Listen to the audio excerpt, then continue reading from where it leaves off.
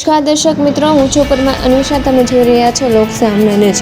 તો જોઈએ આજના સમાચાર બોટાદથી અમારા રિપોર્ટર વિપુલ લોહાર સાથે. બોટાદ જિલ્લામાં ફરી એકવાર વરસાદી માહોલ જામ્યો છે. રાણપુર અને બરવાળા બાદ હવે ગઢડા તાલુકાના ગોરડકા ગામમાં પણ વરસાદની એન્ટ્રી થઈ છે.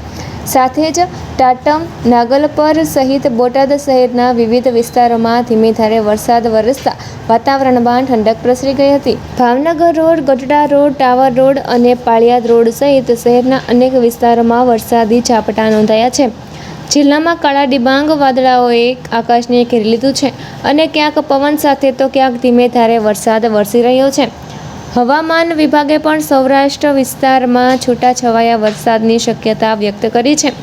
જિલ્લાભરમાં વરસાદી માહોલ સર્જાતા ખેડૂતોમાં ખુશીની લાગણી જોવા મળી રહી છે, જ્યારે શહેરવાસીઓને પણ ગરમીમાંથી રાહત મળી છે. તો ફરી મળીશું એક નવા સમાચાર સાથે. ત્યાં સુધી જોતા રહો લોકસામના ન્યૂઝ.